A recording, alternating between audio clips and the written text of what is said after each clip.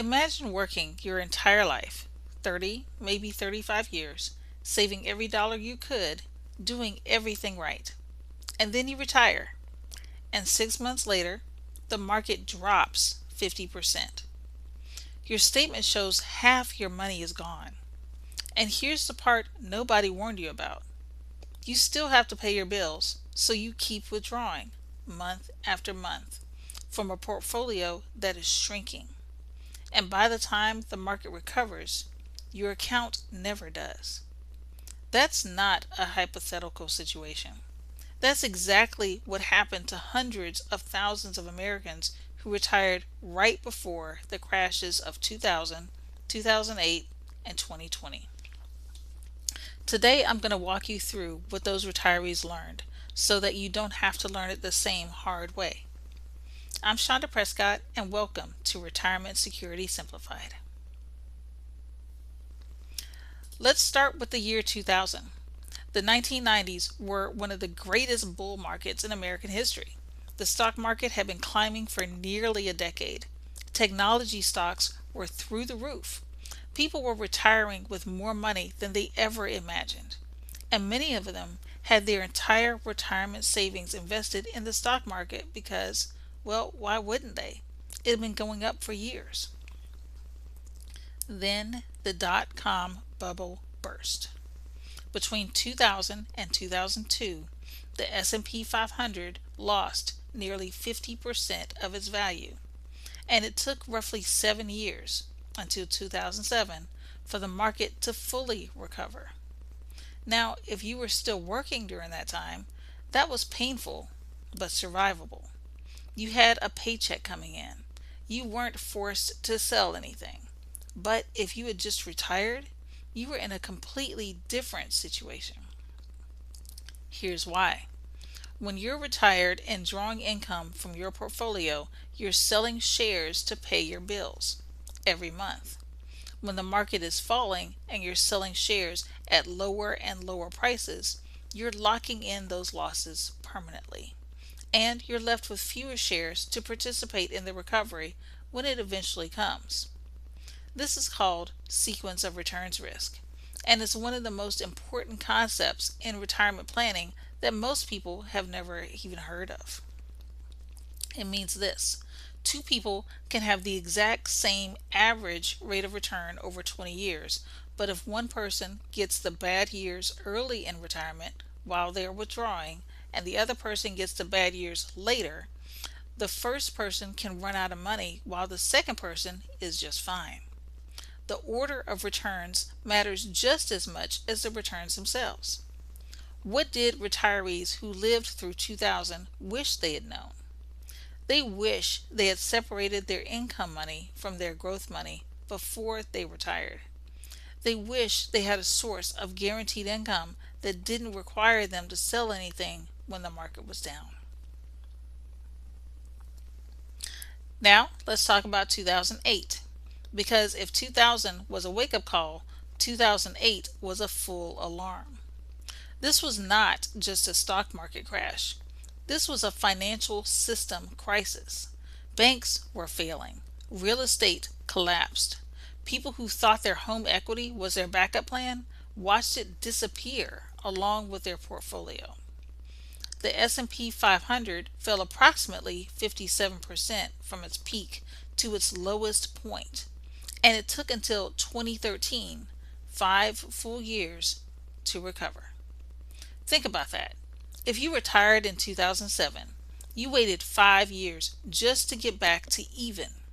And during those 5 years, you were still paying your mortgage, your groceries, your utilities, your health care. You were still taking money out. Here's a lesson 2008 taught us about safe money. A lot of retirees in 2008 thought they were being smart. They had moved some of their money into variable annuities or other products that were tied to the market. Products that sounded safe but weren't. And when the market dropped 57%, so did those accounts. The lesson? Being in retirement means you can't afford to have your income base exposed to full market losses. You need principal protection on the money you're counting on for income. Now, I want to be clear about something. I'm not saying you should take all your money out of the market. Growth is still important. You still need your money to outpace inflation. But there's a difference between your growth money and your income money. And the 2008 crisis made that distinction very clear to a lot of retirees who had not thought about it that way before. The other thing 2008 revealed is that "I'll just wait for the market to recover" is a strategy that works for people who are still working. It does not work as well for people who are actively withdrawing from their accounts. Because while you're waiting for the recovery, you're funding your retirement from a portfolio that has already taken a massive hit. What did retirees who lived through 2008 wish they'd known? They wish they'd built a guaranteed income floor before they retired, a base of income that covered their essential expenses, their non-negotiables, regardless of what the market was doing.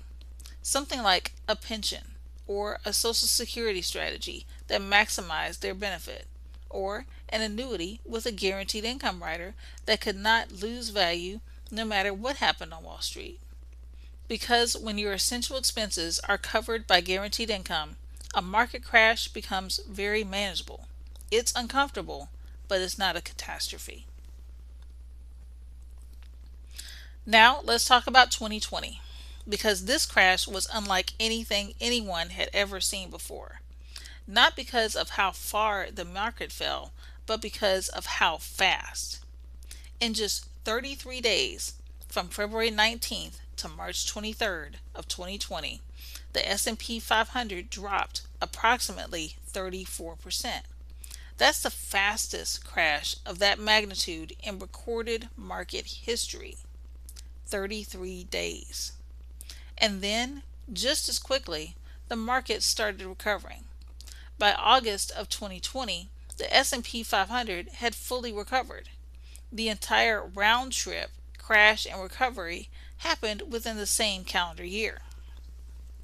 So you might think, okay, the people who stayed the course did fine.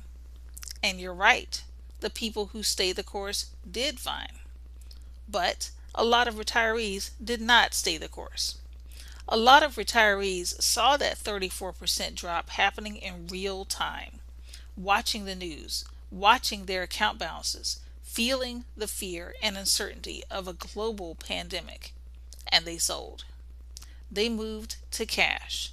They locked in the losses, and then they watched the market recover without them. This is called behavioral risk, and it's just as dangerous to your retirement as a prolonged bear market. Here's the hard truth.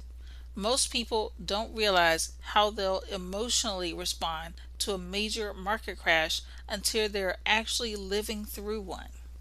You can tell yourself you're a long-term investor. You can tell yourself you're going to stay calm. But when you're retired, when you are watching real money disappear, when there's uncertainty about the entire global economy, emotions are real, and emotions lead to decisions. The 2020 crash taught us that if a market drop causes you to lose sleep, or reconsider your withdrawal strategy, or think about selling, your portfolio is not structured correctly for retirement. A retirement income plan should be stress tested for exactly that kind of scenario. What did retirees who stayed calm in 2020 have in common? They had guaranteed income. They knew their rent or mortgage was covered. They knew their groceries and utilities were covered. They had a floor of income that was completely separate from their market portfolio. So when the market dropped 34%, they could look at their investment accounts and say, that money is for growth. I don't need it right now. And they left it alone. Guaranteed income does not just protect your wallet, it protects your decision making. So let's bring this all together. 3 crashes, 3 different causes, 3 different time periods. But the same 3 lessons keep showing up every single time. Lesson 1. Sequence of returns risk is one of the greatest threats to retirement income. It doesn't matter what your average return is over 20 years if the bad years come early and you're withdrawing money the entire time. How your returns are ordered at the beginning of retirement can make the difference between financial security and running out of money. Lesson number 2. Principal protection is not just for people who are afraid of the market. It's a deliberate income strategy. The money you're counting on to generate income in retirement needs to be protected from the kind of losses that take 5 to 7 years to recover from. Your growth money can take risks. Your income money shouldn't have to. Lesson number 3. Guaranteed income changes how you behave in a crisis. And behavior is everything in retirement investing. When you know that your essential expenses are covered no matter what, when you have a floor of income that the market cannot touch, you give yourself the emotional freedom to leave your growth money alone. You stop making fear-based decisions, and that alone can be worth more than any rate of return. Here's the bottom line. The retirees who came through 2000, 2008, and 2020 in the best financial shape were not the ones who predicted the crash. They were not market timers or financial geniuses. They were simply the people who had a plan that did not depend on the market behaving itself. They had guaranteed income covering their basics. They had growth money that they could afford to leave alone. And they had a structure that protected them from their own emotions during the scariest moments. This is what retirement security actually looks like. Now, if you're watching this and you're wondering whether your current plan would have held up through any of those 3 crashes, you might be interested in the free booklet called Retire Smart. Visit the link in the description box below to go to the page that offers it. If you found this video helpful, please give it a like, share it with someone who's getting close to retirement, and make sure you subscribe so you don't miss what's coming next. This is Retirement Security Simplified, where we specialize in turning confusion into confidence, one conversation at a time.